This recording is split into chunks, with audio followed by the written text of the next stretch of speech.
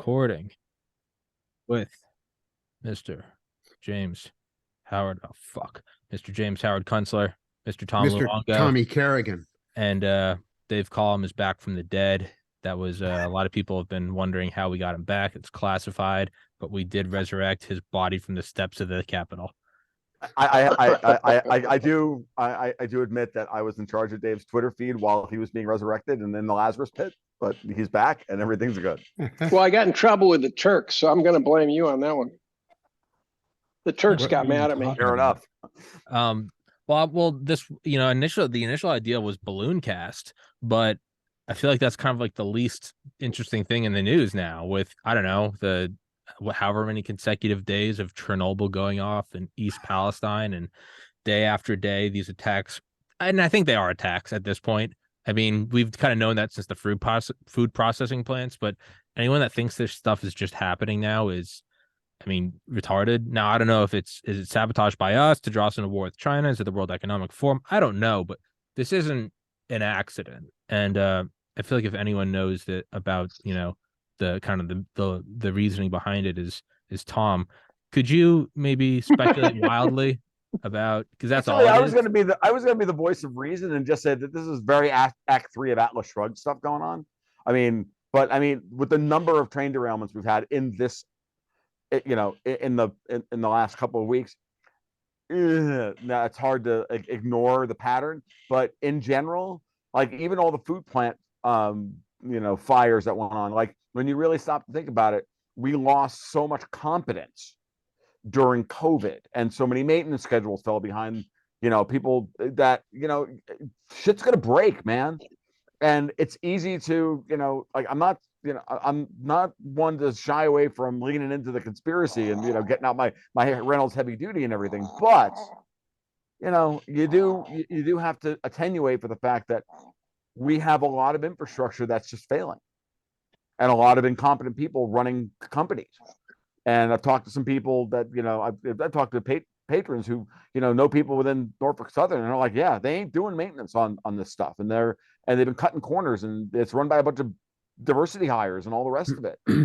And this it gets endemic now and across the entire across the entire society. And so it's hard to, separate just rank, not incompetence, but just rank entropy from malice.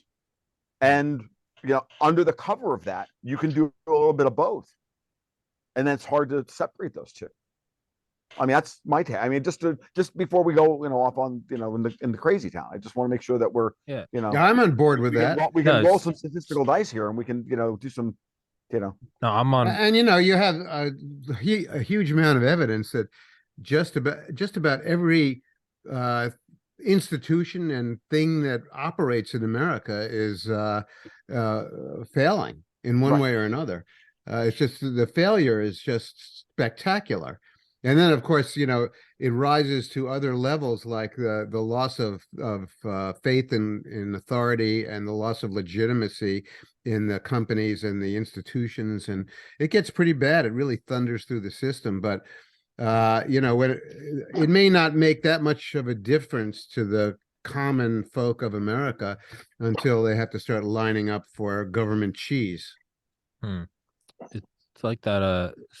Is it Arthur C. Clarke, or Einstein? I don't know who, but it's like we are either the most intelligent species in the universe, or like the only one, or no, we are either the least or the only. And he goes, both outcomes are terrifying, or we are the only life in the universe, or we are not. Both outcomes are equally terrifying. It's kind of the same thing. Is this sabotage to pull us in a war, or is this just bureaucracy, corporate greed, captured institutions, that it's like the tax man's coming home and trains are just flying literally going off the rails? And well, it takes an awful lot to keep a hyper complex society and all of its hyper complex constituent systems operating.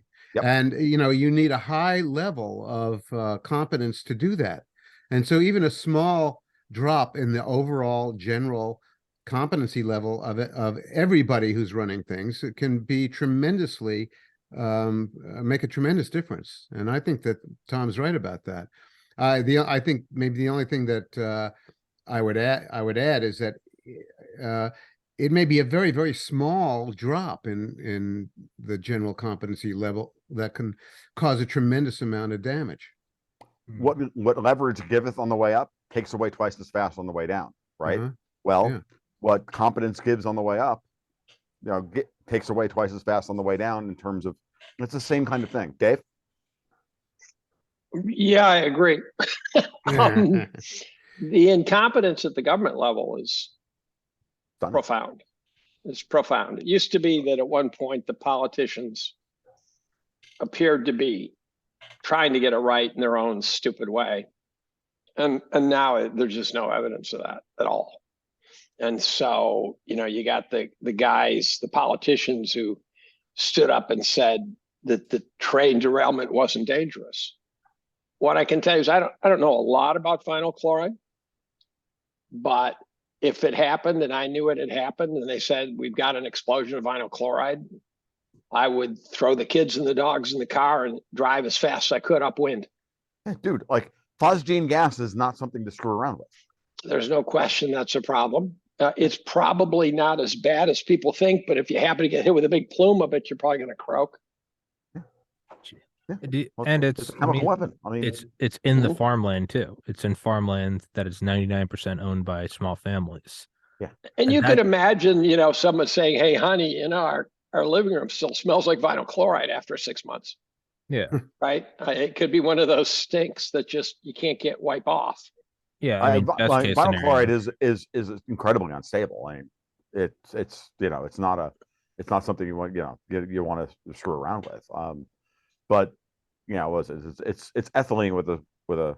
Remember, I'm trying to remember back to my organic chemistry. It's ethylene with a chloride substituted for one of the hydrogens, and then that's the attack site that makes PVC. Vinyl chloride is the precursor for basically for 99% of the plastic that we use. Right? It's a big one.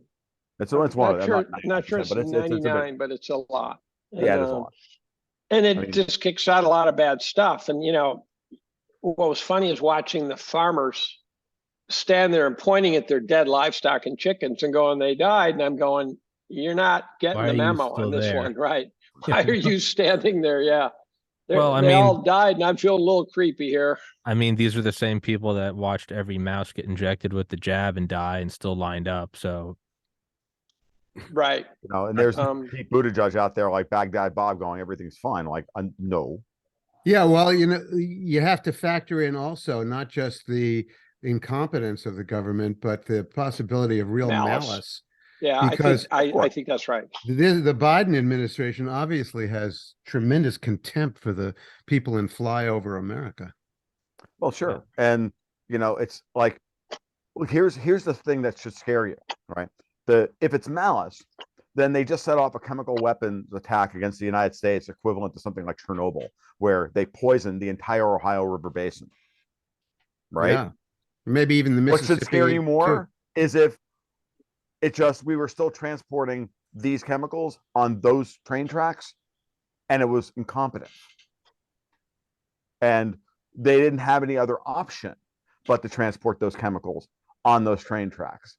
Because the rest of the system, the rest of the infrastructure, because should we be moving these chemicals, these precursors by train? Why aren't the plants, the chemical plants and the PVC factories closer to each other? Well, specifically also, you have to ask, I mean, the main thing that nobody has asked Pete Buttigieg is how much is the Department of Transportation responsible for the, at least the, analysis of the condition of the roadbed, the track bed. Yeah. Because I mean, that's the major thing that causes derailments. And if they're not on top of that, and if he's not paying attention to the railroad bed infrastructure, then that's pretty serious. I'll slap on the tinfoil hat. After DeSantis not following the COVID lockdowns, the Biden administration cut off the flow of monoclonal antibodies, which that's an inhumane. Okay. Isn't Jim Jordan FEMA? Tommy, he threatened FEMA funds to Florida after the hurricane when Sanibel Island was washed into the ocean, and the causeway fell down.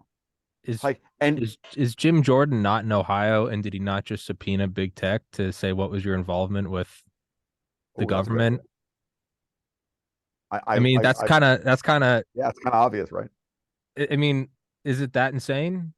If we've seen what they did with monoclonal antibodies, why wouldn't you do this? You're threatening something.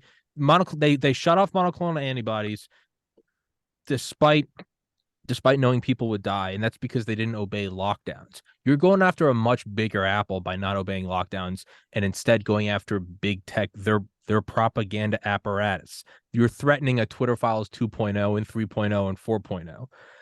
Is it that batshit? No, I wouldn't be on board with that idea that Joe Okay. Biden and company caused the train wreck. I'm not saying it all goes to him. But okay, whatever forces were behind monoclonal antibodies or the weaponization of FEMA funds. Obviously it's not him pulling all the strings. It never is. Well, But I don't whatever, mean even him. I mean okay. the people around him, and because So I then don't think he's doing anything. Is it just the implication I was actually getting at earlier was that, well, if they're willing to, activate somebody to, if this was an act of sabotage, right?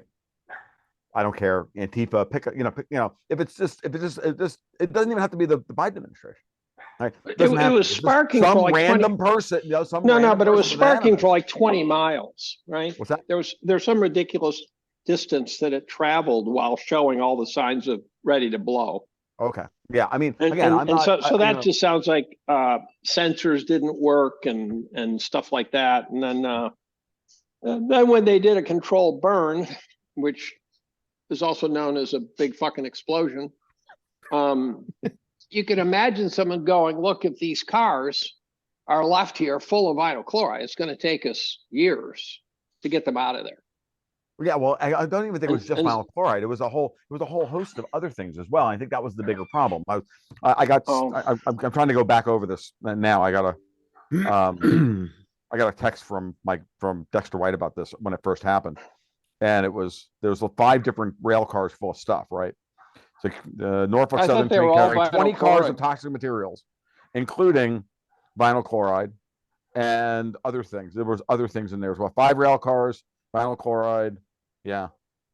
The other things aren't being mentioned though, and that strikes me as probably means there's something. They're not that bad. Yeah, that's true.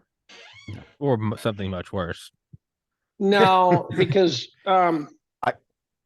the off-Broadway media has strengthened over the last calendar year, right? Mm-hmm. With, first of all, the lack of censorship on Twitter, relative lack. And so things are simply being told that weren't told a year ago. And so I think we'd know if there was something really nasty in those cars. That's my guess. Okay. Yeah, that's fair. No, Dave, that's all fair. Very good. Yeah. Okay. But if we want to, play the tinfoil hat angle out, if they're willing to do something like this, not saying, again, I happen to agree with Dave. I think this is probably just, like I said at the outset, mostly actually incompetence. But let's play out the entire scenario just for the purposes of shits and giggles, which is, if they're willing to do something like this, do you not think they're not willing to threaten us with nuclear war over in Ukraine? I just don't know. Where is their end game? Every time I've ever said to myself, well, they won't go that far. They wind up going that far. I know. This is the part where you want to act like a rational person. You want to think that there's some level they won't go to protect their power, to protect their toll booth, or whatever you want to call it, because that's really what this comes down to. It's like the whole World Economic Forum model is just erecting toll booths against efficiency, so that they can suck all the wealth out and all the profit out of all economic activity, and use that to fund their surveillance state and fund their grand dreams of a technocratic, more perfect technocratic socialist union, right? That's what they want. Like, nothing is beyond the pale if that is their, there's nothing they wouldn't be willing to do. And that's the thing that scares me more than anything else. That's, and I hope that one of these days someone will just stand up and go, okay, that's enough. It's time for you to go to the home.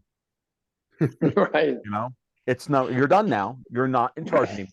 But I'm giving orders, and like Dianne Feinstein is, I'm not going to re-election. That's so funny. That's so funny. She's running for re-election because she's 89 and she's in late stage dementia. And somebody, I don't know if any of you guys noticed this, but we got the first picture of Dianne Feinstein, a current one. I saw one the other day for the first time in years. They've been protecting her with that old photo of her, that side shot with her still having dyed, brown hair and all the rest of it in her early 80s or late 70s, from like 10 years ago. I haven't seen the fact that she had not announced, she did not know she had announced she was resigning, was extraordinary. Mm-hmm. I mean, she's a sitting member of the Senate, and so is John Fetterman. He's an upstanding guy. Come on, lay off John. Now, look, I don't have anything against John Fetterman personally, but the guy had a stroke and he shouldn't be in the Senate. I mean, he's likely also an idiot, right? I mean, you stroke. Yeah, I'm before not the going stroke. there. I'm just saying, like, I don't think you get smarter with a stroke, right? I don't think it works that way. I at this point, like, modern Democrats don't get smarter under any circumstance. I watched a clip today of Harris, mm-hmm. who is truly an extraordinary intellect. Extraordinary, I mean, out of the ordinary. Talking about how amazing the electric, I think she might have been talking about buses, but that you can charge your phone on them. And I'm going, wow, I hadn't thought about how they'd never be able to figure out how to do that and say a plane that runs on diesel like fuel. And, Yeah, I know, like that whole that whole induction, electrical induction thing. Yeah, I know. It's so 20. They should do something like put like cigarette lighters in them too, so that they can light their cigarettes.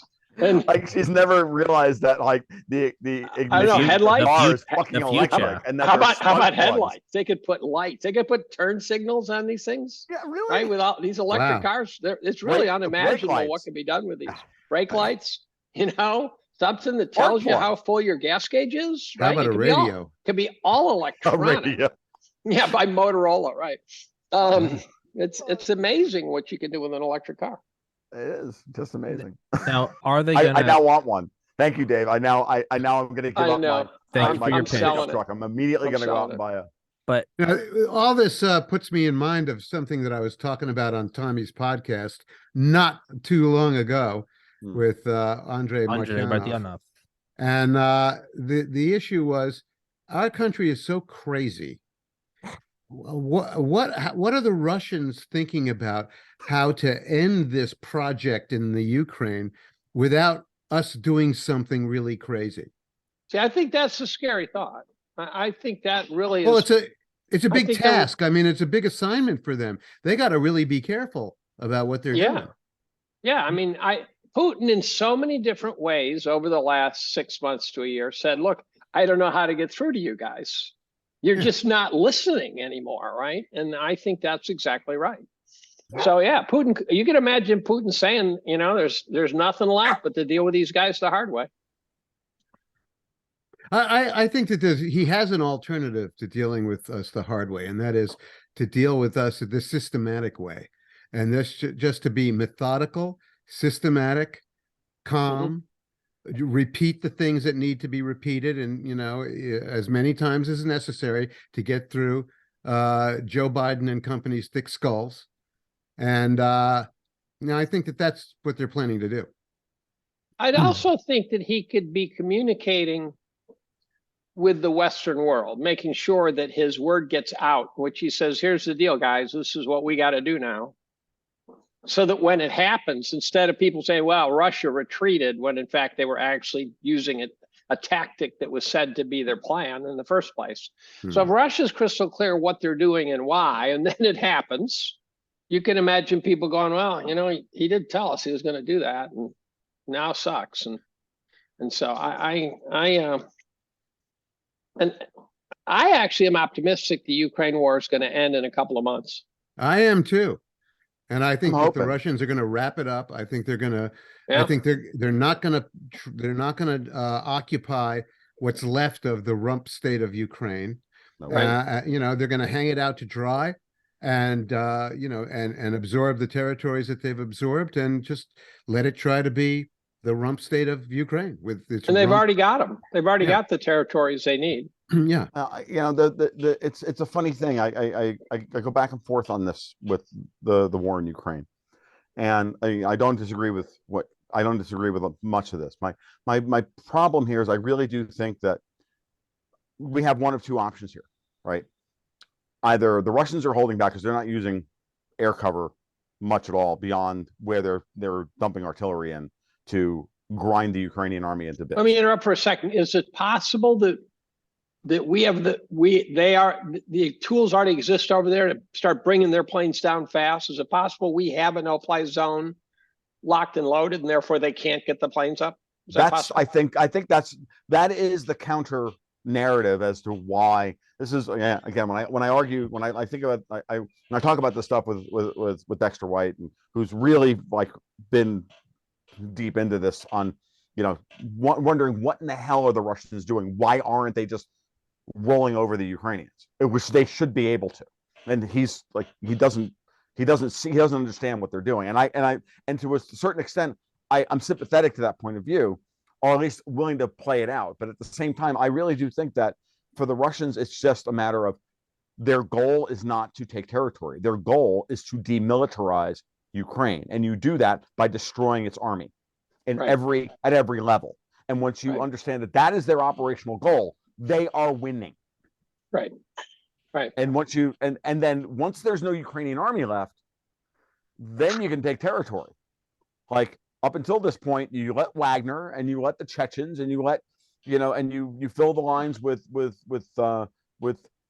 Russian prisoners and whatnot, and you save your main army, your professional soldiers, in case NATO decides to lose its fucking mind. And you have to put professional soldiers on the ground to fight NATO. And at that point, everything changes. And I think that's the story. And I you know, that's the way it looks. But that may be wrong.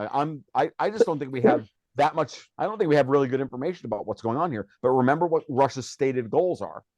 And hey, let's not forget also that public opinion is changing a lot in the USA. Mm-hmm. You know, you don't see those yellow and blue flags hanging out on anybody's porch anymore. Right. And, you know, every time somebody mentions another $50 billion for Ukraine, you can see people kind of, you know, throwing up in their mouth. And, you know, and half the country on a purely political argument, right? Half the country is going to do that just purely as a political repulsion to anything this administration does. So it's, there's a natural 50% opposition to everything. Sure. And then I also do believe that someone with a tiny little ability to do arithmetic can do the math and say, wow, you know, if you actually look at that as a per capita expense, that money starts adding up fast. Yeah. We're over 100 billion by now, right? Yeah, we're at about 100 billion, I think. Yeah. And people are starting to put together some other weird things, like the fact that we are up to 100 billion, and yet they don't have any more artillery shells and bullets in Ukraine. Yeah, right. You know, like where's that money going? Shell out maybe 10 billion for ammo. Right. Well, because most of that money hasn't actually made it to Ukraine yet. It's aid to Ukraine as laundered through contracts for Raytheon, General Dynamics, Lockheed Martin, and the rest of them. And those things are being built. But are they ever going to get to Ukraine? I'm not saying that there isn't corruption. Of course there is. But then there's stupid arguments like slush fund. Of course there is. Then there's stupid arguments like they're going to send 31 Abrams tanks. And your first thought is 31 tanks. Go fucking figure, right? 31 whole fucking tanks. How many shells will that take to take them out? 31. Right. And without the logistical infrastructure to make those tanks and the Hueys and everything else. Well, remember, apparently, we are deeply opposed to sending the state-of-the-art Abrams tanks. Of course. So we're going to send them 1960s vintage Abrams tanks with paper mache armor around them, and we don't want to send the high-tech armor. And as a consequence, we have to make these shitty tanks. We can't just ship them. I think what we're pledging, Dave, is the tanks that are already in Poland. You have to realize that's why they said the situation. I think the next 31. The next thing we're going to send them is 1,000 pirate costumes. Right, patches. You start sending them planes from the Smithsonian. I just think at this point that the Russians they understand what the parameters of the situation are. They don't want to provoke the Americans much further. I don't know if you saw the headline in Zero Hedge a few hours ago that Blinken is now telling the Ukrainians it would be a bad idea to try and attack Crimea. This is where I want to go next with this, which is the Munich Security Conference, because it was last year during Munich that the West basically declared war on Russia by having Kamala Harris basically declare war on Russia, and then Zelensky go and ask for fucking nuclear weapons. Zelensky asked for nuclear weapons on February 23rd, and the Russians attack on February 24th, right? Or 22nd, the days are a little on. So we declared war last year. Are we going to declare peace in our time this year? Or are we just going to ask for yet another ceasefire so that we can rearm? I think Kamala should declare double war. Double secret war. Double secret war. Probation war.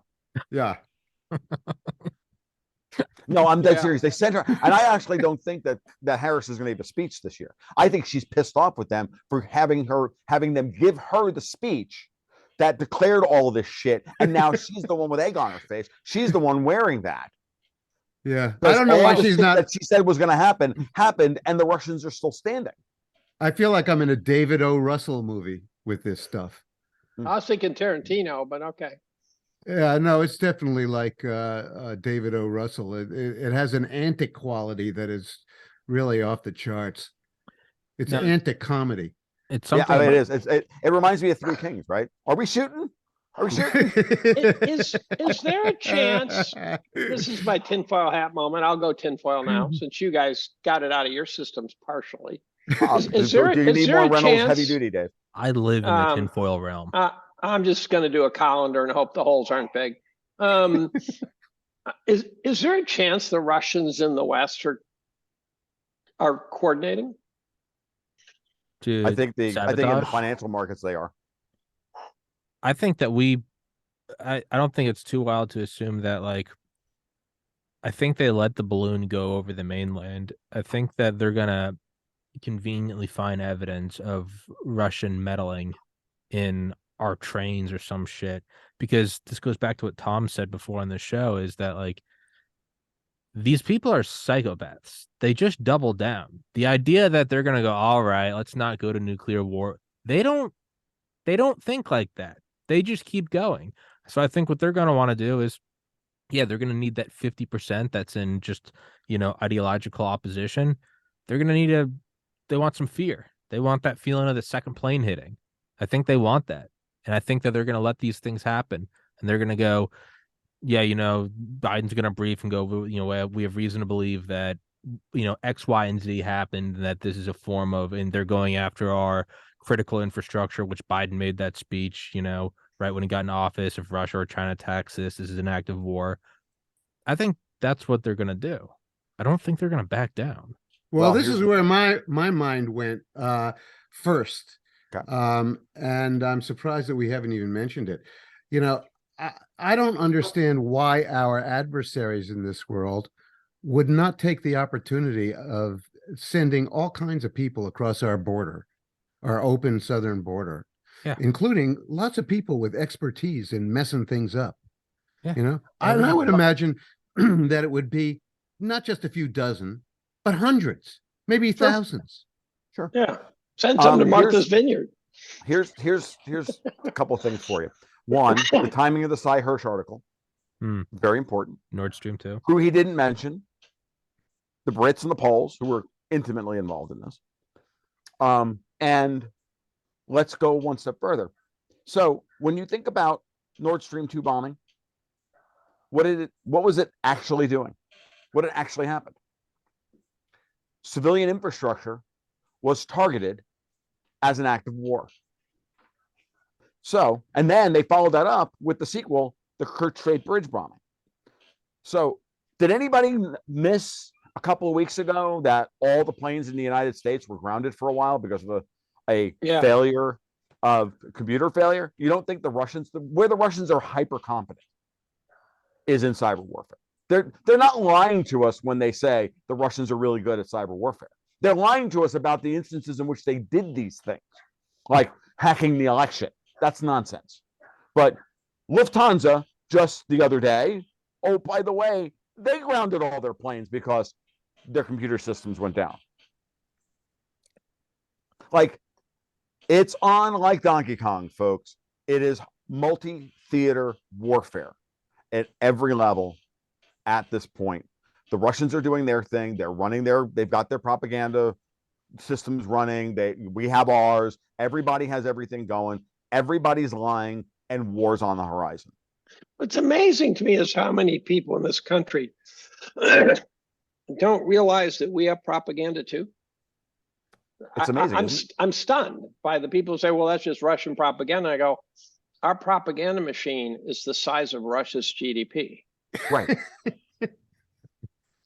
Well, Exactly. again, these are the same people that, owned the conservatards because Fauci told them it was safe and effective. Like, I wear my mask to protect Ukrainian men for the right to get pregnant. Yes, I know. Yeah, exactly. I saw a woman in the store the other day with a mask on with her nose hanging out. I'm going, that's such a paradox, right? If it was a year ago, you'd say that's a passive aggressive mask wearer. Yeah. But now she's one of the only ones in the store with a mask on, wearing it in a way that was unprotected. How about this one? You have to wear your mask everywhere in a hospital or this place or that place and that way still. And yet they're not telling everybody to wear to cover up in East Palestine, in Ohio, where there's an actual, acrid chemical in the air. And they're, oh, it's perfectly safe. Wear a cloth mask to stop a virus. Well, the politicians who said it was perfectly safe have done a cancerous smoke. It's good for you. Is there a critical mass of comedy where all of a sudden everyone wakes up?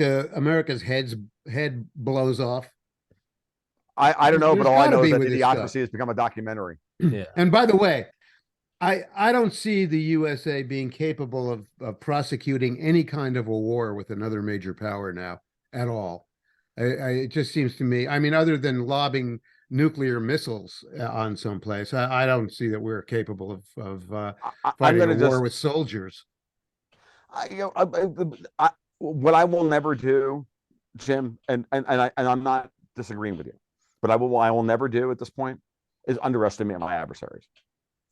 And the people who think that, our government's not our adversary at this point, crazy. But never underestimate, the ability of, like, our soldiers I think we have plenty of colonels and commanders. I think, and at that level, I think our army functions just fine. I think our generals are morons. I think they're all political hacks. And that I heard something the other day, somebody was talking about, I don't remember where I read it, but it was like talking about, I think it might have been actually Doug McGregor saying, this is very reminiscent of France before World War I, with all these political generals, and which Stanley Kubrick covered perfectly in Paths of Glory all those years ago with Kirk Douglas. So maybe that's the situation that we have. It's not the soldiers that are the problem. It's not the equipment or the technology or anything else. It's not the battalion commanders. It's not any of that. It's the generals and it's the politicians who don't realize what it is that's going on. And I honestly do think that we have members of the military stating unequivocally, yeah, we do not want to get into an industrial war with the Russians anytime soon. Now, well, one thing by 2025, maybe, but not right now. One thing about this is that, unlike other major powers right now, we've actually demonstrated in a whole series of wars against much lesser adversaries that we can't win these wars. Now, these were, obviously, insurgency wars, fourth generation wars. They're different kinds of wars than the kind that our army is designed to fight. Nonetheless, we had our colonels and our field commanders and our operations, and we didn't win the wars. We got chased out of these countries. So I know, but then again, the question then is, what was the goal of those? It's like asking what Russia's goals are in well, what's our goal in this thing? Our goal in this thing is stupid. Is to cause a revolution and an uprising against Vladimir Putin. It's absurd. Of course, it's absurd. Of course, it's absurd, and that's He why he isn't even disliked in the United States. Yeah, I don't dislike him. I did a Twitter poll and put Putin against Macron against Boris Johnson. No, Twitter against Trudeau, Johnson, and Biden, and said who's the best leader for their country, and Putin got 71%. Yeah, I'm not surprised. Right. He is the guy who looks like he's attempting to take care of his country. Right. So to play devil's it's hard to play devil's advocate, Mhm. if this was a Russian attack, downing of all the planes, or again with Lufthansa, why wouldn't we be playing that up to drum up a groundswell of even more intense anti-Russian sentiment? because they would know at that point that we actually have to fight a war with the Russians that we're not ready to fight yet. Okay. Because those are acts of war that you admit to. The political wars that everybody knows are bullshit, or done for propaganda purposes to win elections, right? Hillary losing to Trump, all that stuff. If they come out with actual honest to God intelligence that says, yeah, the Russians hacked, FAA database and, and our air traffic control system, two things. One, it makes the Biden administration look even weaker than it is portraying, which is immense, but let's just go there. And two, you can be you can be weaker. You can be weaker than that. Yeah. Well, defenseless. Yeah. Defenseless. I they spent go out and they shoot down a bunch of balloons. Yeah, no, like it's crazy. They shoot down. All I can think of, I don't know if you guys remember, all I can think of is going back to the old episode of F Troop. Balloon! That's all I can think of all week. All week. I know you guys are old enough to remember that. I've been saying that to other people all week, and they're like, all right, you're millennials. You don't get it. So the Russians are the Hakawi Indians. Yeah, exactly. And I sat for 2 hours in my living room on Saturday with a guy who was one of the smartest guys I've ever met. And I've met a few smart ones. And he's a doctor and he's retired. And he told me how fucked up the whole COVID story is, right down to the receptors and everything. And so that pinned my ears back, even though I do know that story. Then on Sunday, I got a visit from a military intelligence guy who was on his way from West Point back to Canada. And he spent 2 hours telling me why we were heading into World War III. Mm-hmm. Now, I didn't get out of him something that conveyed to me in compellingly why. But I asked him nuclear, and he says hard to say. He seemed to agree with the idea that if it goes nuclear, it's because someone boned something. Now, by definition, you bone something if you go nuclear, but not 10 generals sitting around a table deciding to nuke someone, but rather some mishappy thing. But he seems to think that now that the war has started, the U.S. can't back out. Yep. So that goes against my theory. The odd thing is, as Tom Luongo said about 5 minutes ago, is that so many, more than half the country is aware of the fact that our government is at war with our people. Yeah. So it's like a three-front war. Right. I mean, we're committing acts of war against our allies, namely Germany, by blowing up basically blowing up the source of their industrial capacity. We're committing, we're at war with our own people, and we're at war with Russia. And which, I don't see that working out too well for the planners of these operations, the Blinkens and Newlands. Yeah, no, and the worst part about this is one more thing. You're absolutely right, Tom. One more thing. Sure. It's a really fast-moving story. Mm-hmm. In fact, all the stories that we're dealing with tonight are really fast-moving stories. The whole vaccine death story is moving really, really quickly. Yes, the Ukraine war story is moving really quickly. The sabotage story is moving quickly. I think Americans are, I think they're going to be on to the fact that they've been played really badly by their own people. And they're, And they're you know, I they're think, picking up on climate change too. I think they're picking up on the climate change story finally. And Mhm. I think when oh, yeah. climate change stood on its own 2 feet, they believed it. Then you go through the whole COVID Ukraine thing and they're going, hey, wait a minute, let me replay that tape on climate change because they obviously will lie about anything. And yeah, then and when they're you have also, some, they're also Yeah, no, yeah. discovering when they go to a car dealership, if they happen to go, that an electric car costs $60,000.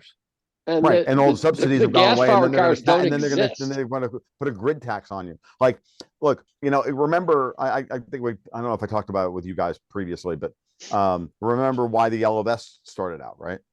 Because of a 25 cent per liter tax on diesel fuel, and Mhm. Right. and everybody in France revolted because they said the proximate cause was you all told us that gasoline was bad and we needed to move to diesel because it's better, so we all moved to diesel.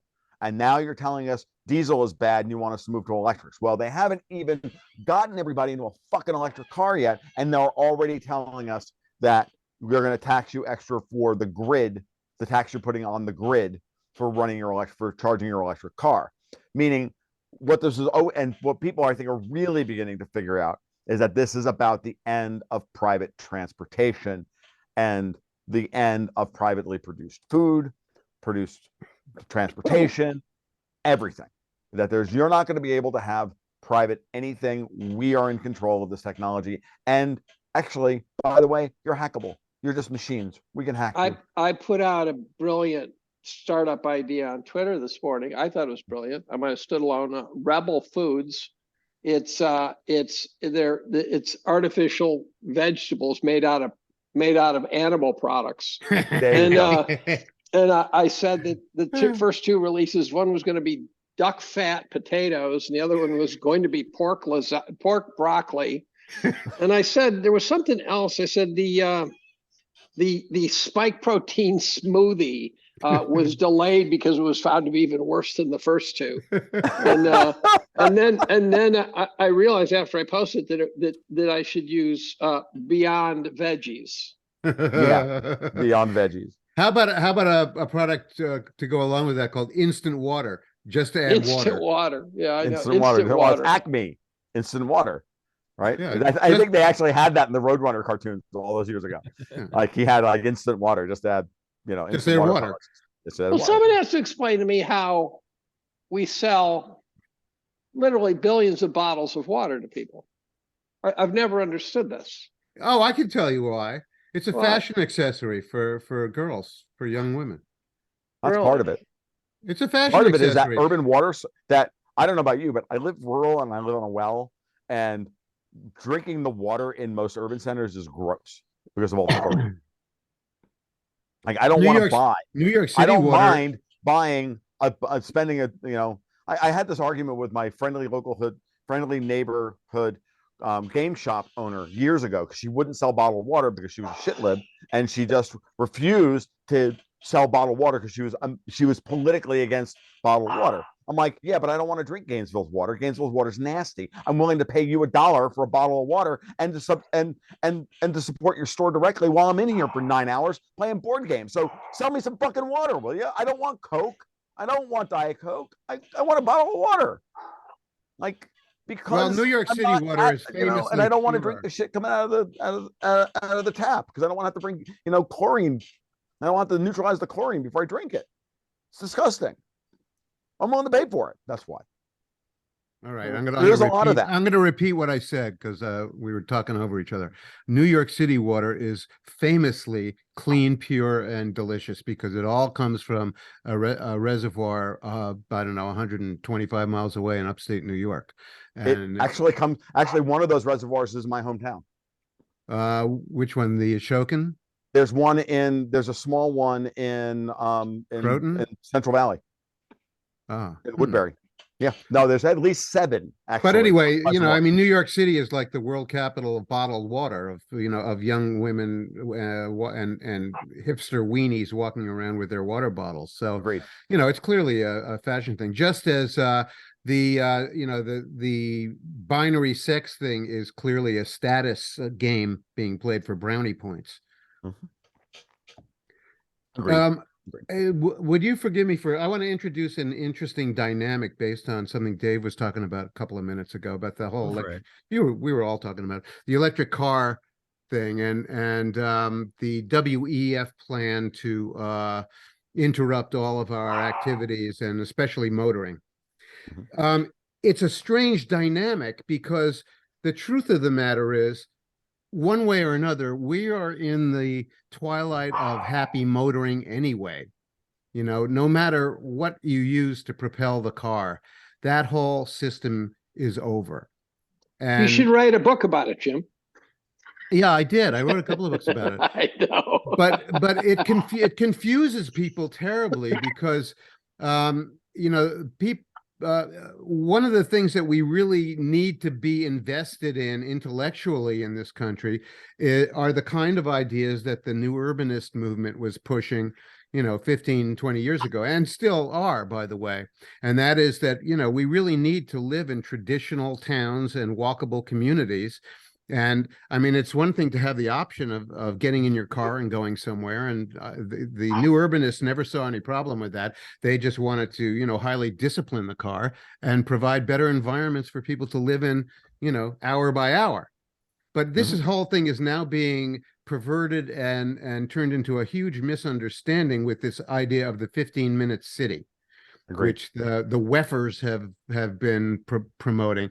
And so they've got a whole bunch of basically conservative and libertarian people jumping up and down going woo, woo, woo, because the 15-minute city sounds like a terrible idea. Sounds like an encroachment on your liberty.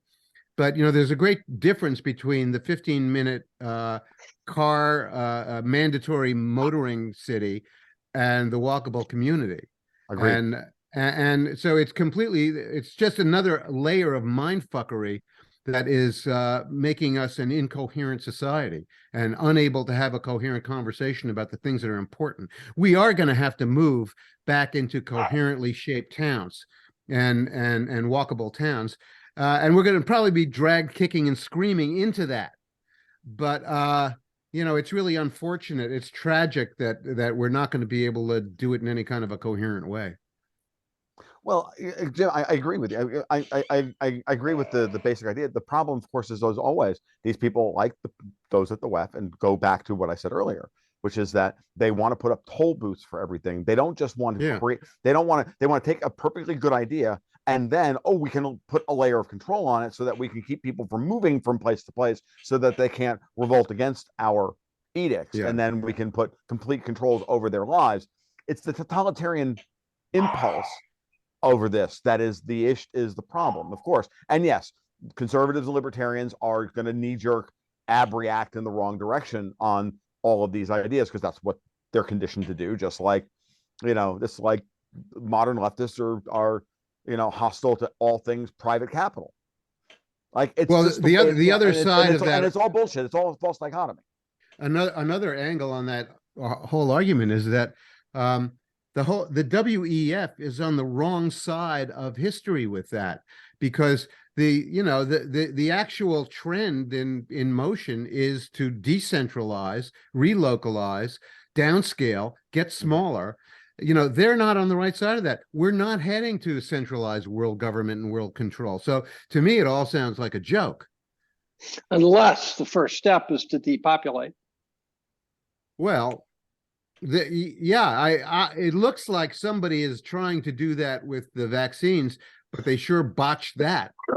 You know, they are going to end up killing a lot of people, but not enough to make a meaningful dent in the global population. I mean, even if it ends up being, you know, 50 million, it's not going to be a meaningful dent in the billions. That's why they're going after the food supply. Well, it may be, but you know, before that can actually accomplish anything, they're going to create so much civic disorder and political disorder that, you know, it's just we're just going to be living in, you know, a revolutionary fog of chaos. So but I think the other side of this is that, you know, when I talk to people in my community about this stuff, and I every once in a while I am fit for human consumption, so I do actually go out and interface with other human beings. You And wouldn't know that. I talk about some of these things and they're all like, and very normal people are now very angry. What I've seen, Yeah. and when I bring this stuff up and I say things, I bring these things up here and there. I just said over and over again, it's why I shop at the local feed store. It's why I interject these ideas at the local feed store with the guy who fixes my road. Like there's all of this stuff, and we're all agreed. It's I live in an agricultural community in North Florida. We can grow our own food. We grow our own hay. Yeah, we're going to need a lot of diesel fuel to maintain our current level of lifestyle, but that can be arranged. It's not that difficult.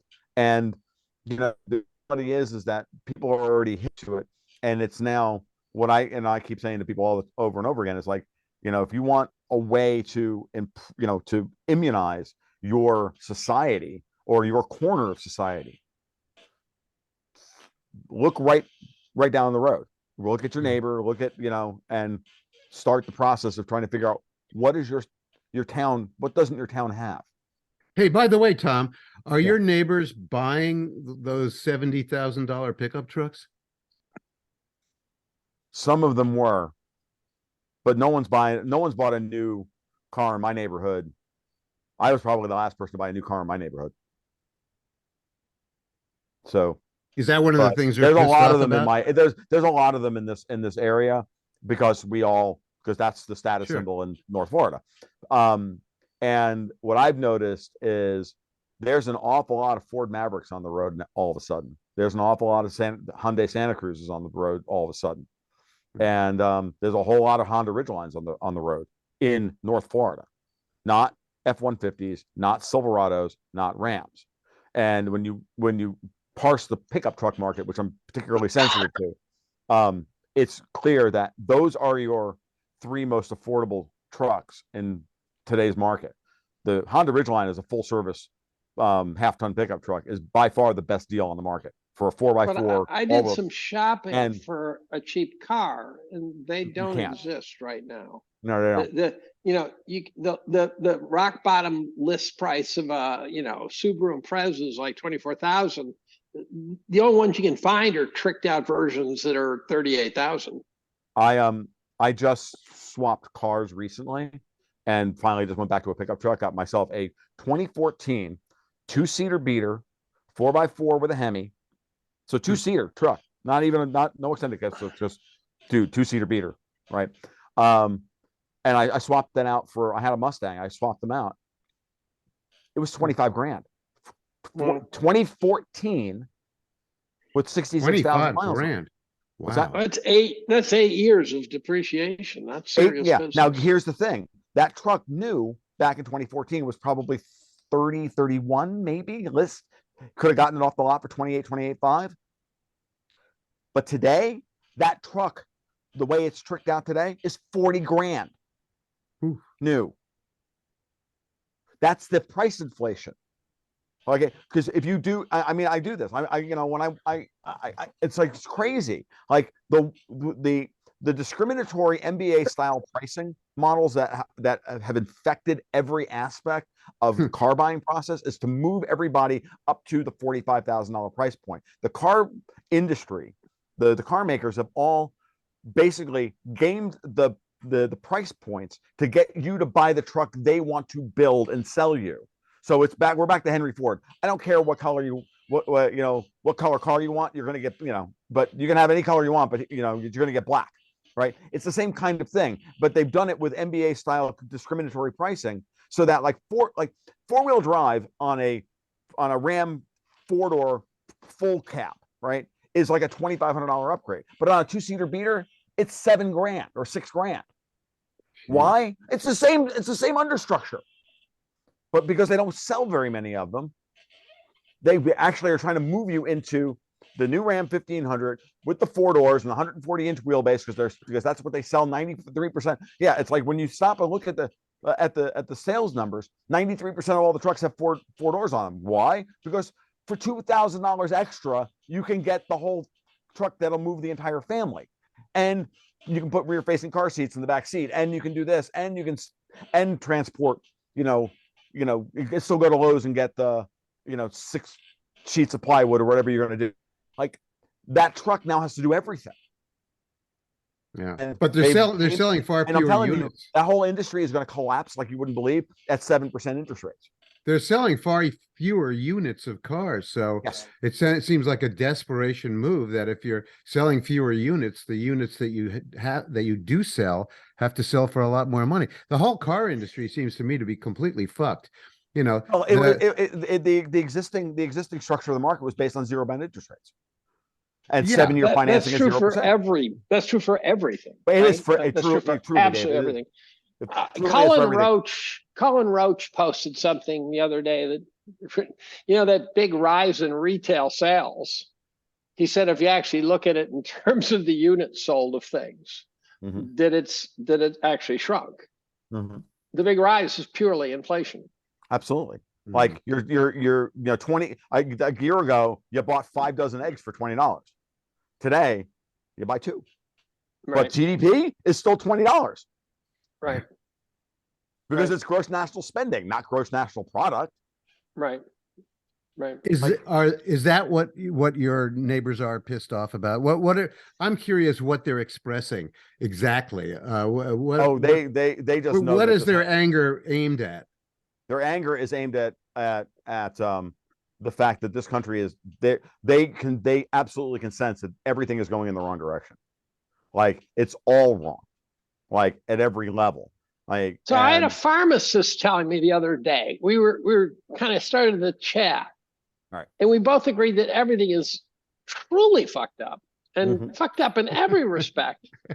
And everything was going fine. And then all of a sudden he starts wailing on Trump.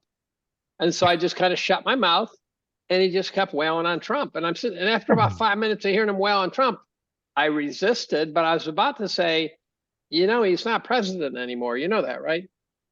And so it was just, the guy was blaming the entire state of the world on Trump. Well, they did a fine job of scapegoating him. They tried to do it with Putin. It didn't work. Do you think Putin's too good? Do you think with the amount of shit going south that more people will be open to Trump next year, or is the orange man bad hatred that bad? It's that bad. Yeah. I kind of wish he'd just step aside, could get out of the way. Yeah, I do too, actually. The chaos is just, he achieved a lot.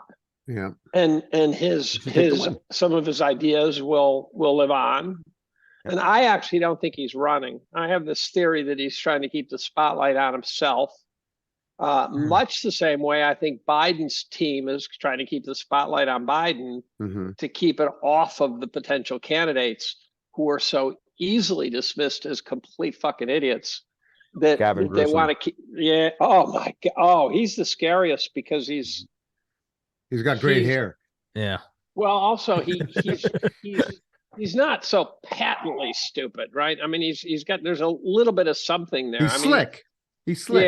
Yeah, but he's scary slick. I mean, it's really awful. Comic book villain kind of. Yeah. Yeah, no, so I agree. Dave, I don't me. think Trump is running. I think he's running an interference campaign. I don't know if he's running it for. I don't think he's running it for DeSantis though. I actually hope that Ron is very smart and stays out of this. Honestly, no one wants to be president in 2024. It's going to be a very messy I don't think situation. anybody actually wants the job. And all of these fast-moving situations that we're talking about, war, finance, COVID, vaccines, excess deaths, these stories are so fast-moving that, the picture is going to look so different in 6 months, let alone in Well, 2 but that's years, an argument for someone stepping in at the right time. That's buying the bottom, right? So, yeah. So the CEO of YouTube just stepped down a couple hours ago. She's really Susan Wojcicki. Wojcicki. She's been the CEO for 25 years, and she's stepping down not long after Jim Jordan subpoenaed all the heads of big tech to say what was this is now okay. So 2 weeks ago it was Jacinda Ardern. 2 days ago it was Nicola Sturgeon. Now it's Susan Wojcicki.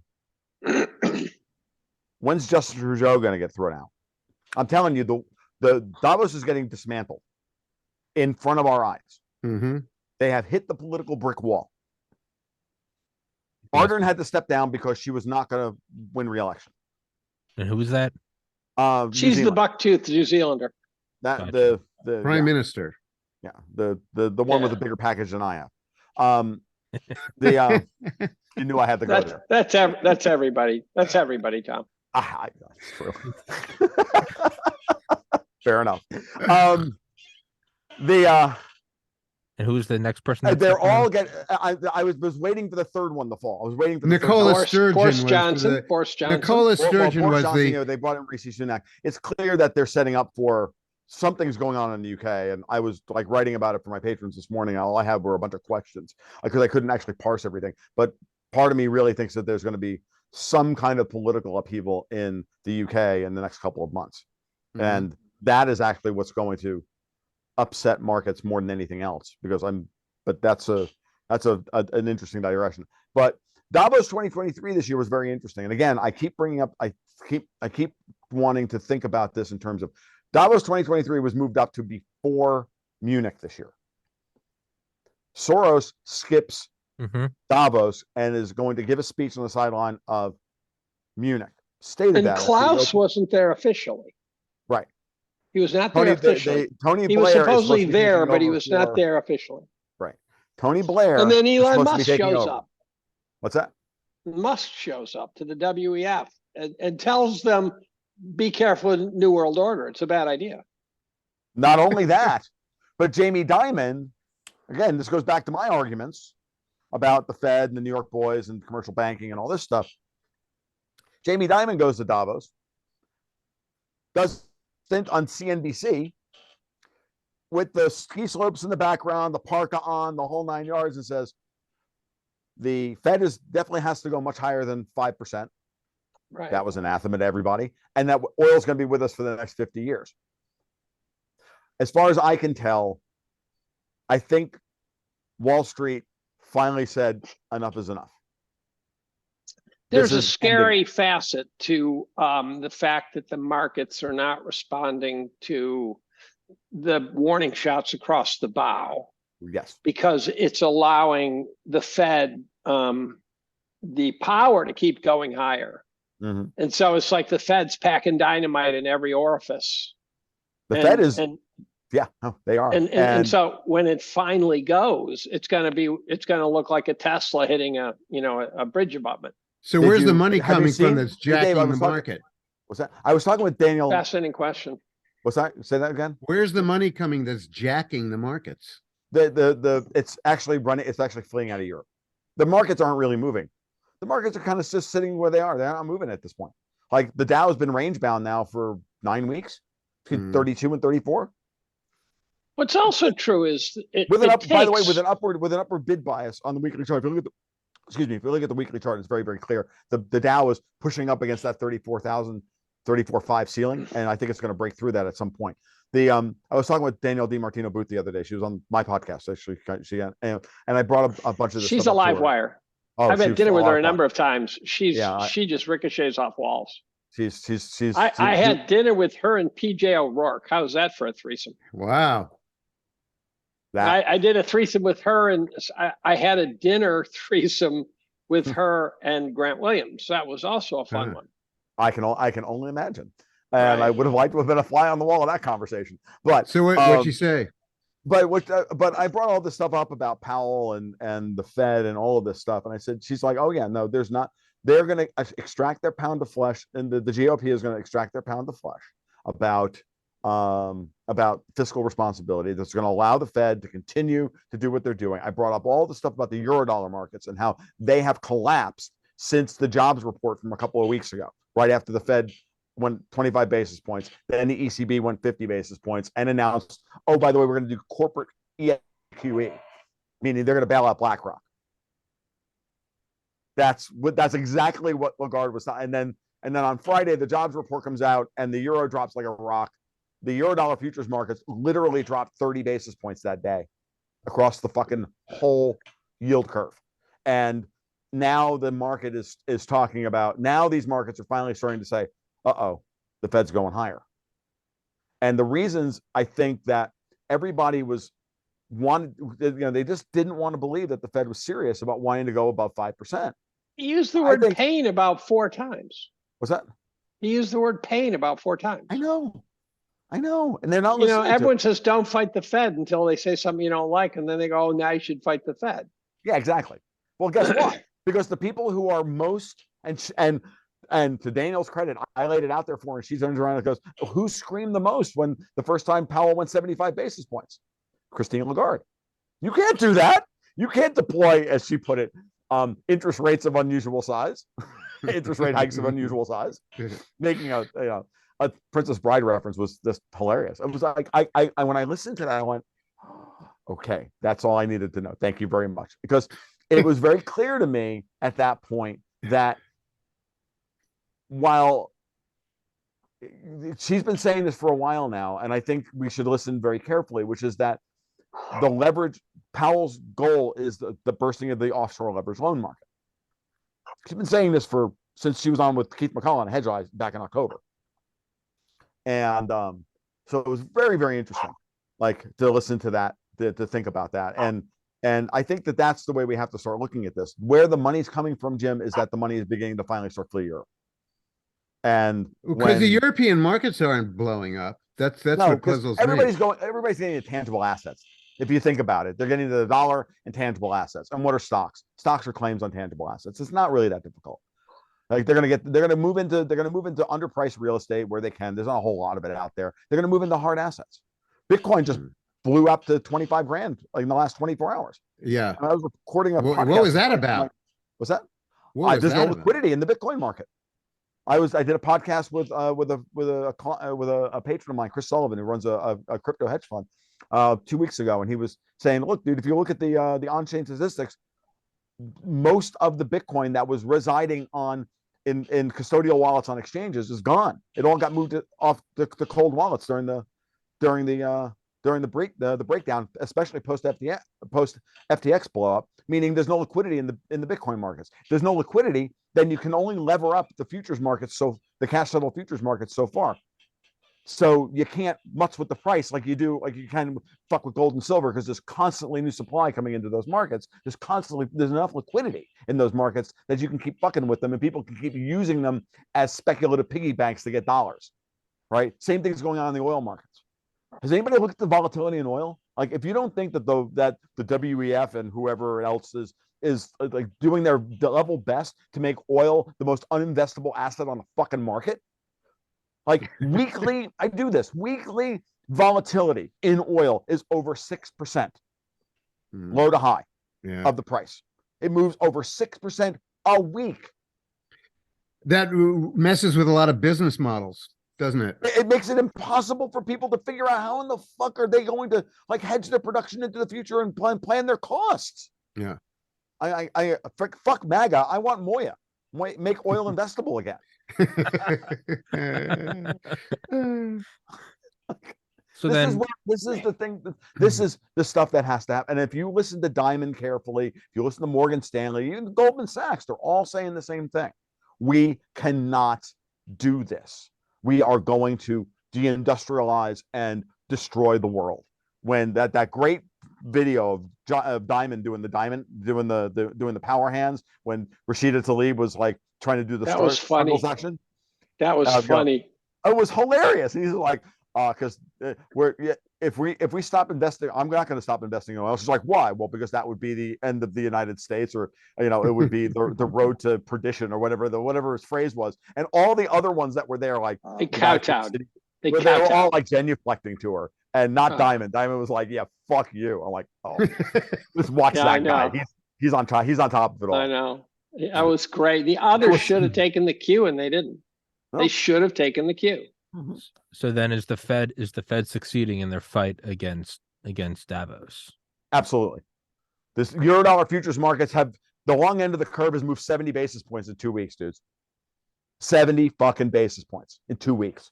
Well, your thesis has been that the Fed's actually at war with Davos. Yeah. And so that's another front on the war. There's a war of the U.S. absolutely. government against against us. the war against Russia, the war against Germany, the war against Davos. And Dave asked the question earlier: is there coordination between the U.S. and Russia? And on the front, when it comes to European transnational communism, I think there is. I don't know that it's open, but I know that there's a mutual coincidence of wants. I don't see the Russians as being interested in private capital formation. I don't see the Russians being interested in promoting any more communism. Right, and the Russians are like, we're going to dismantle your little project in Ukraine that's going to turn into a slush fund. I mean, BlackRock came out the other day and said we need $750 billion to rebuild Ukraine. Well, where the hell do you think they're going to get that from? From BlackRock. No, they're going to get. BlackRock doesn't have that kind of money, Tim. BlackRock especially when they're real estate, especially when their real estate actually have the assets. When their real estate portfolio, when their real estate portfolio, like the way Sam Bankman-Fried uses his assets, his clients' assets. They're going to get that money from the ECB. That was the plan. When BlackRock's real estate portfolio blows up, it's going to be a sight to behold. And I got news for you. Nothing I've seen from the Fed and from anybody on Wall Street tells me that they're going to bail BlackRock out. The ECB is the one making the noise that they're going to bail them out. Oh, the ECB doesn't have any real money. They're going to go to the whole goal of this project is to have the war be the cover story for the financial collapse. And to bust all the promises of the defined benefit pension systems that are trillions in arrears and blah, blah, blah, blah, blah. And they need the war and they need the cover of war spending to be able to affect the collapse and the rebuild. Of course, Ed Dowd's theory is that the vaccine business is also a cover for the collapse of the financial system. I don't disagree with Ed on that at all. I've never met Ed, but he sounds like a smart guy. I had him on last week. Yeah. Wait, what'd you say, Jim? What'd you say his explanation was? That the whole COVID campaign was a cover for the collapse of the financial system. Gotcha. It's like a 2-year. If you think about it, I'm sorry. Go ahead, Jim. No, just a 2-year. It was going to be like a 2-year distraction from something that was supposed to go on, but the financial system hasn't collapsed despite the tremendous amount of disorder in the system. That's what is remarkable to me. Is that it's like a block of ice on the sidewalk in the summer. It should be water, but it takes time. Yeah, it does. And the like for example, in 07, 08, real estate peaked in 06. Yeah. It took three fucking years for the real estate peaking to cause mayhem.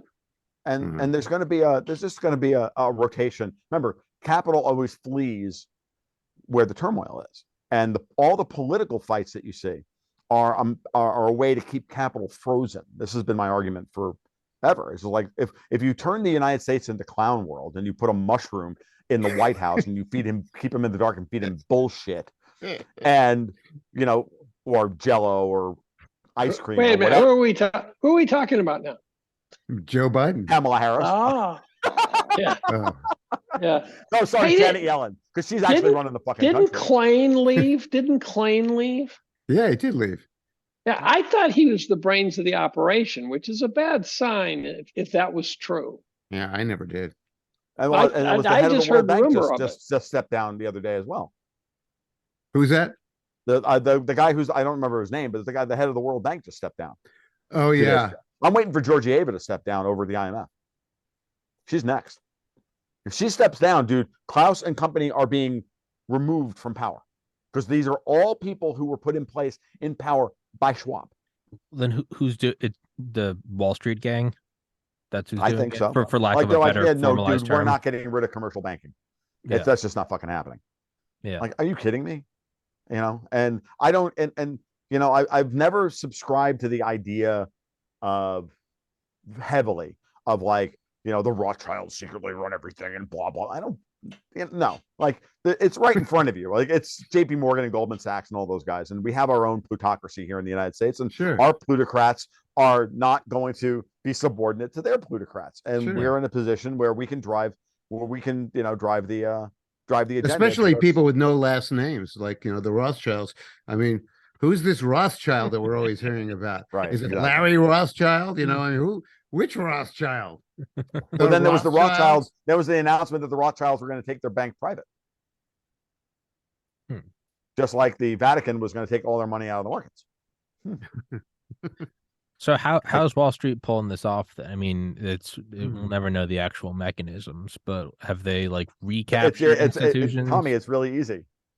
They have their boy at the Fed raise interest rates 3 times as fast as they've ever been raised in history. And then you break all of the collateral chains of all the derivatives based on the decade and a half of zero bound money. When I asked Booth about this the other day, she was clear. She's like, look, Bernanke and Yellen are just academics. And she ran with the idea that they could just be useful idiots and they were, shockingly naive about the consequences of their policy. I think that was the phrase she used. Well, I don't see how their zero bound policy. I don't see how the banks keep their money if that happens. The Fed has over $2 trillion in the reverse repo facility, and they've got $4 trillion worth of U.S. Treasuries on their balance sheet. If the banking system needs liquidity, they have it. If they need collateral, they have it. And the reverse repo facility, as the Fed has raised rates, has come down from $2.5 trillion to $2 trillion, because you can now get 3 to 4% in the money markets, which you couldn't get before. Like, the money is moving back into the banking system. There's plenty, and credit and financial conditions here in the United States are surprisingly liquid. I'm not saying we're not going to get, I'm going to like do the George C. Scott. I'm not saying we're not going to get our hair mussed, right? It's Dr. Strangelove, and it's not going to be easy, but we can get through this because we have the guy with the superpower who has the ability to crash dollar leverage, and nobody else has that power. Yeah, but are we really that confident about the collateral? I'm not. Well, and it's an emergent system, and so it could just go bad. I mean, this idea that someone can turn knobs and throw levers and control this is. I agree. It's not like it's I'm not saying they have everything under control, but enough to like think of it this way: does the ECB have those assets? I don't know, because they bought all that debt. They bought all that sovereign debt at negative yield. That's problem. Those bonds are all 30% underwater now.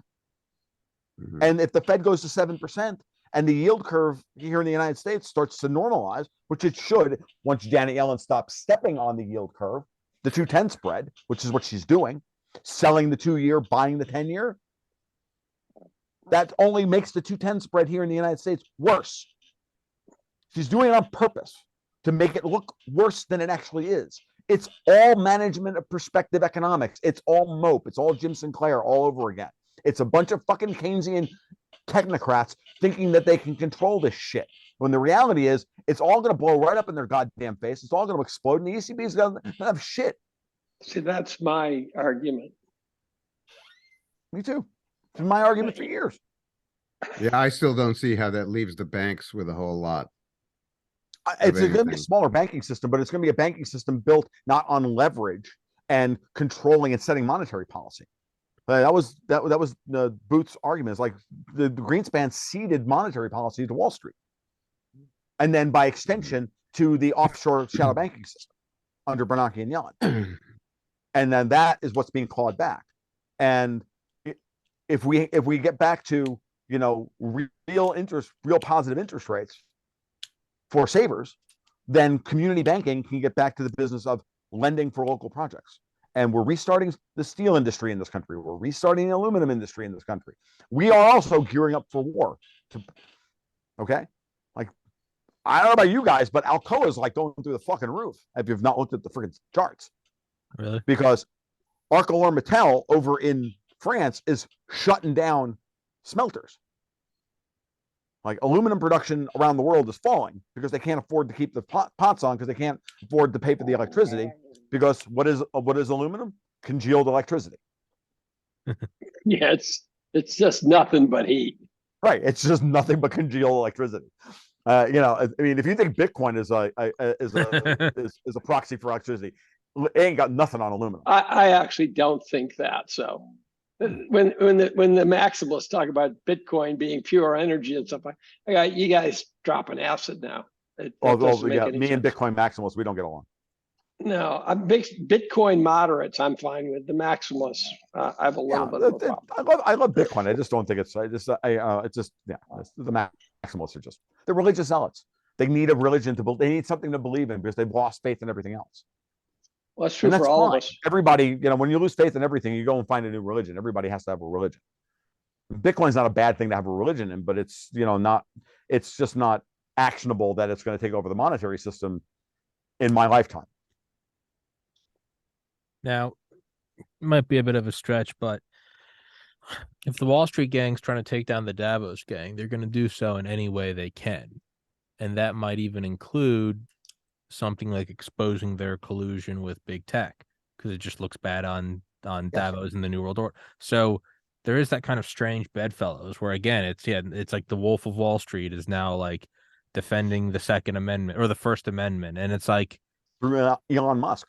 Well, that's what I mean. Is like, so it's a weird fucking thing that like they're going to start defending things not because they necessarily care about them, but because it makes Davos look bad. They're going to be like, hey, look, because it's in their best interest. Never ever what do you call confuse anything I'm saying with I think they're good guys. No, I know that. I'm aware of that. No, let's not it's our plutocrats versus their plutocrats. Oh, 100%. Ours are just kind of aligning right now. So it's like, exactly. Yeah, I'm whatever, I'm going with them. I'm not for those guys. It's just kind of better than Klaus saying like eat crickets, like that fucking faggot. So like I think that's what we're seeing. And it's kind of interesting then. Like, see, Klaus just learned why he shouldn't miss this talk. Exactly. He backed out at the last second. That's right. Putin keeps backing out. He had a Star Trek convention to go to. I don't have the nuts to say anything bad about Putin, so Putin's allowed to miss these meetings. I don't have the balls to make fun of him. But so it is kind of interesting. Then, are we going to start to see, like by proxy, a pro-America stance be carried out by Wall Street simply because it is anti-WEF, not because they're good people, not because they're pro-liberty, but just by default? Are we going to start to see? Well, if they do, we're going to have to see them take on Joe Biden and in fact the whole party of chaos. I think they will. It seems like someone's. You really think that? Okay, so in a cage match between Jamie Dimon and Barack Obama, because that's what we're talking about here. I'll go with Jamie. Who are you betting on? Dimon. I'll go with Jamie. Jamie Dimon. I always bet on the Wall Street. Those motherfuckers are psychos. I'll always. Well, bet not on to him. mention that he's tough. He is a tough person. Yeah. Yes, well, you don't get to that level. But he's not just wanting meth. He was a boxer. I mean, the guy is a thug. Yeah. When is Lloyd Blankfein still around? No, he's retired. He retired. He occasionally chimes in. Goldman Sachs now. He's gonna start making moves. So they're doing something then, right? If all these CEOs are stepping down, all these confidential things are being found at like Biden residences. Like, I think they probably like disabled the balloon or hacked it, but they just let it float across the United States because it makes Biden look like a limp dick. I do. The Chinese came out today with a statement like, about number of flyovers over that the United States has sent X number of balloons over, and we didn't do anything about them. There's no way that balloon went across the United States without us talking to China. Right. Yeah. There's no. So that's what I mean. I saw a great meme that had a map of the trajectory across the U.S. and it kept saying, handwritten, hold. It gets over the Atlantic Ocean. It says fire. Yeah. Right. Yeah. Like Biden Zoo. Like let Biden. Yeah. The art of war. Let the balloon fly over your entire land, and then once. But the other problem with Biden is we've talked about before is that he's so compromised that you don't know whether his moves are just stupidity or because Xi Jinping told him to do it. I would say the World Economic Forum. I think they installed them. Right. Or both. Or both. Yeah. He's compromised. I mean, he's compromised to an unbelievable extent. Hey, while we're in the political realm, there's something we haven't touched on, and I wonder what you three guys think about the action in Congress last week and the action to come. Does it amount to anything? Is it Is it just vaudeville or what? You know, the What- Jim what? Jordan, the the House Judiciary Committee, Comer's other committee, and committees to come. Do you think that that's just a vaudeville show or is it for real? It's a good question, Jim. I don't have a good feel for it yet. I think the debt ceiling fight is going to tell us whether or not this Congress has any spine. Mhm. I think it's vaudeville. I think it's payback for January 6th. It's payback for election fraud. It's payback for all sorts of shit. Or Well, again, payback can be serious. I mean, Yeah, but I don't think it's that. I think it's just rake them over the coals on TV. mhm. well, then is Wall Well, Street so, kind of but backing this? I think the debt ceiling fight is the one that everybody's lining up for. Like Davos's last chance to fuck with the U.S. is over the debt ceiling and our credit rating. We now have Moody's and Fitch threatening ratings downgrades. I wish It they would was downgrade us. S&P in 2011. The other two stayed out of it. Now they're coming after. Now, if they did that, wouldn't a lot of people have to dump bonds?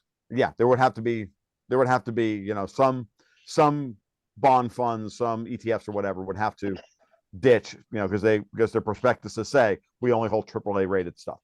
Yes, and that would create havoc. So that's one of the things that they're now trying to hold over the Congress's head and by extension the Fed. If you keep doing X, we will downgrade you. But here's the thing: the Democrats, Davos, do they really have control over Congress? It's a good question. Clearly, McCarthy was their choice because he went through 16 rounds or whatever the hell it was. Hey, did you see that creepy hand gesture he did? No. So he's standing up. He's got his hand in his pocket. I'm going to stand up to do this. He's got his hand in his pocket like this. He's got a sheet of paper in his hand. And the standing ovation starts. He puts on the sheet of paper. He does that for 3 seconds. And then he puts his hand back in his pocket and picks up the sheet of paper. Oh, he does the power hands. Right. But even if I didn't know that thing had potential symbolism, I would go, what did he just fucking do? Is that like a was so satanic Yes. Jeffrey Epstein thing? Yes, it's, choke the big chicken or something. I don't know. And so it's got Masonic shit. It's got all sorts of stuff. And normally I wouldn't pay attention. But if you go look at it, you will look and you'll say, that was so overt. Well, it wasn't just like when what's her face? The Queen of Germany. Come on. Van der Leyen? Merkel. Oh, Merkel. Right, Merkel. When she puts her hands in front of herself because they don't have pockets, right? Chicks don't have pockets. And so she's learned to put her hands in front of herself in this. It's called the Merkel Rauk or something. It's got a name for it actually. And but McCarthy did this thing that was so overt. It would be like if someone did this. Right. Wait, well, McCarthy or Schwab? Is McCarthy. that gesture, right? This one? Like, yeah. Trump used to do this all the time. They all do it. Men who have real power in the room, they do that. That's the body language. People talk about that one all the time. That's no. But he took his hand out of his pocket, put the paper down to do it, and then put the paper back down and put his hand back in his pocket. Yeah, no, I'm letting everybody know I'm in control here. Well, that's what he's saying. So and what was that in reference to? He was getting a standing O for getting the vote. Oh, okay. Yeah, no. I thought he was saying to someone, we did it. Yeah, maybe. But I don't know who the someone was. I don't know. Google it while we're talking. Just go, search McCarthy hand gesture. Right. You'll find it. Didn't someone like hand Pence like a coin or something after he certified the election? What was that about? Do you remember that? It was Blind Pew. He gave him the black spot. It was something, but it was like whatever, like midnight of like $1 trillion platinum coin. Yeah, that one. Yeah, no, but it was something. Whenever they passed it, like the wee hours of January 7th. Yeah, there's like they like handed him something. Do you remember that? Maybe Yeah, as a bet. I vaguely do. I kind of put that whole period of my life out. It's like, what's the point? Oh, look, they stole the country. Okay, I tend to try not to revisit painful memories. Yeah. Try to Well- move on. Stay. Be like a dog. Live in the moment. I Not good at can't it, move. but I try. I can't move on from the post January 6th Department of Justice though. Yeah. No, That's real. That's real Stalinist shit. it Yep. is. It is. It absolutely is. And but that's why you had to be resurrected from getting just killed on the Capitol steps. That's true. That is true. I should be thankful that they didn't quite get me, or that they used a wooden stake that be pulled out, or took the garlic off me or whatever. Exactly. Yeah. You're a good sport, Dave. I have to give you credit, dude. You're a good sport. Yeah. Yeah. You know that joke about the chick who calls up the guy and says, "Hi, this is Angela." He goes, Angela, not ringing a bell. Angela, and she said, "Yeah, we hooked up a couple months ago, and you said I was a real good sport." He says, "Well, how you doing?" And she says, "I'm pregnant. I'm going to kill myself." He says, "You are a good sport."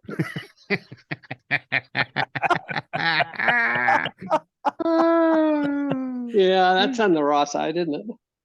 That'll piss off. That'll piss off the Turks. That reminds me of my favorite joke. Mm. Yeah, This guy could goes get into ugly. guy goes into a doctor's office, to get his test results, and he speaks to the rather voluptuous secretary on the way in, and she sends him into the doctor's office after a 20-minute wait, and doctor says, "I got good news and I got bad news. Which one do you want to hear first?" Guy says, "Oh shit, oh god, what? Oh, give me the bad news first." Guy says, "Well, you got pancreatic cancer. You got 2.5 months to live." The guy goes, "Oh, jeez. I know this one. Oh my god. What's That's the good worst news a person could ever. What could possibly be good news?" He said, doctor says, "Well, you talked to my secretary on the way in, didn't you?" Guy says, "Yeah." The doctor says, "Well, I'm fucking her."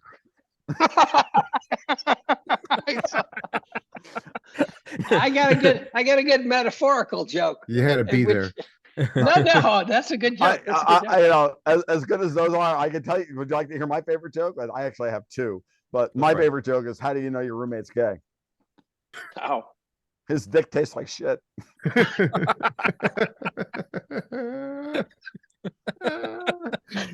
I got one where Ollie the lumberjack comes into the doctor, and he's got a shard of wood sticking out of his arm, and he says, "Jesus, oh, that must hurt like a son of a bitch." He says, "Oh, I felt two things worse than that." And he says, "The second worst thing I felt was when I squatted over a bear trap and it clamped me right in the balls." And the doc grimaces. He says, "What's the worst thing you ever felt?" He says, "When I got to the end of the chain."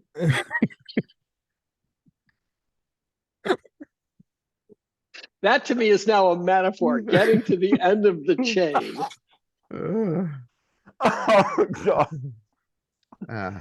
All right. Ouch. We should go back on track here. This could get ugly very quickly. I've been banned from everything. I don't give a shit. They can't ban me. You're on Rumble, dude. We're fine. Yeah, you get me banned, I will applaud. I will clap my hands in awe if you get me banned. I can't stick around much longer. I got some more things I got to attend to. Choke the chickens. We know Well, that drill. no, I'm not You give us choking the that chicken bullshit tonight. argument. You give us all that bullshit. You and your animus towards squirrels, dude. Like, I get it. Jim's going out there. I might be eating me some chicken tonight. He's going out to fuck the animals. Oh God. Oh Jesus. I don't put this to him. Yeah, in Palestine. I cleaned the chicken house today. My girls are really happy. I don't down even want to know what that means. Clean the chicken house. That means I took the chicken shit and put it in a big bucket, and I Don't took it out of the chicken house. Don't you get sick from all the spores and shit? One time I No, cleaned I out think a it's chicken probably if you expose yourself to all that shit, it's probably now we're makes you healthy. exposing ourselves while Yeah, why are cleaning you out the exposing chicken yourselves? house. Yeah. What kind of fucking Well, I wasn't Jeffrey? exposing What kind of my- Jeffrey my, Epstein like? gender Yeah, photo I on cleaned there? out a to it. chicken house, and boy, was I sick that night. Holy crap. Really? Jeez. Yeah. Yeah, no, I've shoveled my fair share of chicken shit. I just now have ducks now. And you I got just love- goats too, right? I do have goats. Yeah. No, You got to one of shovel them's some heavy goat pregnant. shit, right? Oh, I've shoveled a lot of goat shit too. Yep, and I've Hey, does that work in shoveled the up garden? A lot of wasted hay. Does that work in the garden? Oh yeah. Oh, it's brilliant. Yeah, because it really goes. I mean, and when it's dry, it's like it's just basically, grass M&Ms. Like it's just chocolate covered grass at that Yeah. point. That's what the dogs tell me it tastes like. So. Well, Tommy, I got a peel. I got a book. I got Yeah. a slide. Yeah, no, you're good. All right. Yeah, we'll wrap this bitch up then. Yep. Closing thoughts, Jim. My closing thoughts. Like I said, my biggest thought of the week is very fast moving stories out there. Hold on to your gird your loins and hold on to your hat, because a lot of things are moving fast, and it's going to be very interesting, and maybe even a little funny. Well, if we keep our sense of humor. Yeah. Remember, as Ron Paul always said, if you're not having fun, you're doing this wrong. There you go. I rest his case. So my passing thought is, don't forget that the markets are, crudely speaking, 2x overvalued. So we have a lot of fun in front of us. Yeah, we do. Well, We do. My closing thought is things are really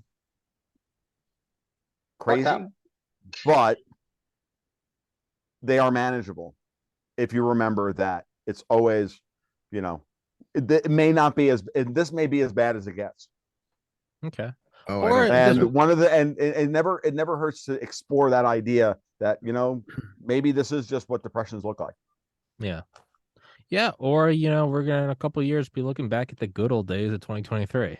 I mean, there might be no floor to this hell. And so with that happy note, gentlemen, thank you so much.